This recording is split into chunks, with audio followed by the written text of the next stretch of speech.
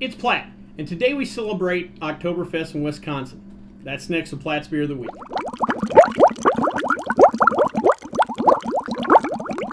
Well, I thought I'd get one more Oktoberfest beer in this season, and it comes to us from the fine folks at Leinenkugels. A little bit about Leinenkugels. The company itself is actually named Jacob Leinenkugel Brewing Company, but everybody refers to him as Leinenkugels. Leinenkugels is located in Chippewa Falls, Wisconsin, and it is a subsidiary of Miller Coors, which is a subsidiary of Molson Coors, so it's in the massive Molson Coors portfolio of beers. A little background into Leinenkugels, or a couple of interesting little facts. Leinenkugels is the 7th oldest brewery in the United States and is the oldest business in Chippewa Falls, Wisconsin. So look at that. The origins of Leinenkugel date back all the way to 1867 when the brewery was founded by a couple gentlemen, Jacob Matthias Leinenkugel and John Miller. Now, John Miller wasn't with the company that long. He ended up selling out his part of the brewery in 1884, but the Leinenkugel family has been with the brewery ever since its inception, so it's just worked its way down the family line. During Prohibition, to make their way through Prohibition, they sold a near beer called Lino and soda water. During Prohibition, a lot of breweries had to scramble. They got into things like malted milk or selling baker's yeast, for baking purposes. A lot of them got into soda making, just anything to survive Prohibition. A lot of them didn't survive, but luckily for us, Leinenkugels did.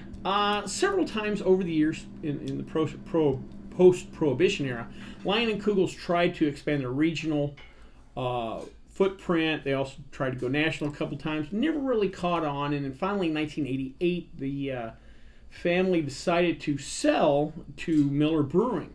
Now, something unusual at the time was Miller Brewing allowed the family to stay in and keep running the brewery. Nowadays, if a major brewery bought a smaller brewery, usually they would let the founder stay, at least in a brand ambassador kind of capacity, but that the big companies were just wanting to add their beers to the portfolio, not necessarily come in and change everything. But in 1988, that was pretty unusual, and like I said, the family is still with the company today, which is nice. Leinenkugels did finally go national in 2007, thanks to the help of Miller Brewing, but also thanks to the introduction or the release of their Summer Shandy, something Leinenkugel has kind of become known for, their shandies, and also they tend to have some sweeter style beers. Speaking of beers, some of their more popular beers include a Honey Weiss, a Berry Weiss, and they have one called Snowdrift Vanilla Porter that I've tried before. Really nice beer. They really nail that dark maltiness, the hints of chocolate that you get in a porter. Excellent beer. Like I said, they're also known for their shandies. Of course, their flagship is the Summer Shandy, but they also have an orange shandy, a berry shandy, and a watermelon shandy, which sounds interesting. Well, before we give this beer a try, though, let's check out the stats.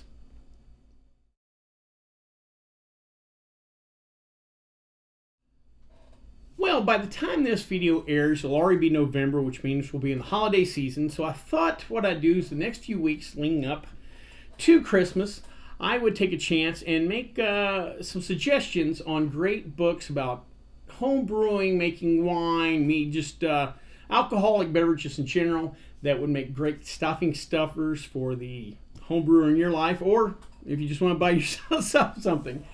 So I'll be making these little stocking stuffer suggestions the next few weeks. The first book I'm going to suggest is one I recently just finished called Making Wild Wines and Meads, 125 Unusual Recipes Using Herbs, Fruit, Flowers, and More.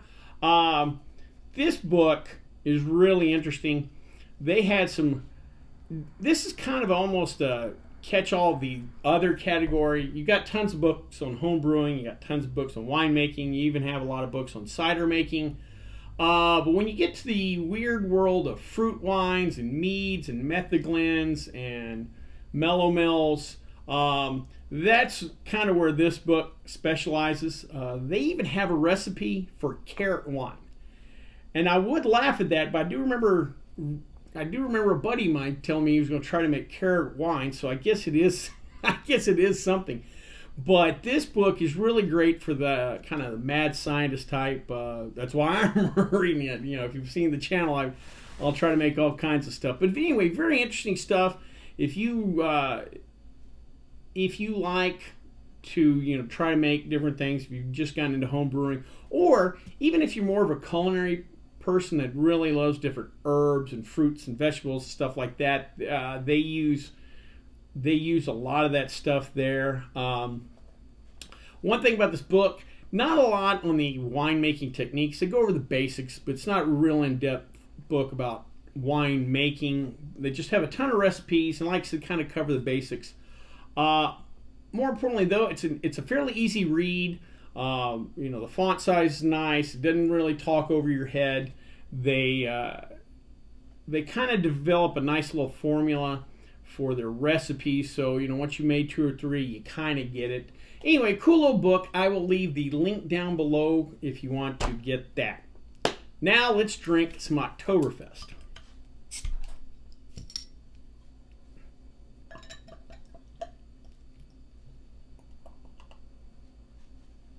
All right, that's a nice darker copper color. I like the color. About a finger or so of khaki head. Malt right on the nose. Not a lot of hops. Let's give her a try. Oh man, that's nice. That is just a smooth malty beer that just goes down nice. Has a little bit of body, but not too viscous. I believe this is at 5.1% alcohol, so this is not something that'll get you too crazy. I mean, we're kind of leaving session beers, but still 5.1 is fairly reasonable. So you could definitely sip on this on a nice mild fall afternoon.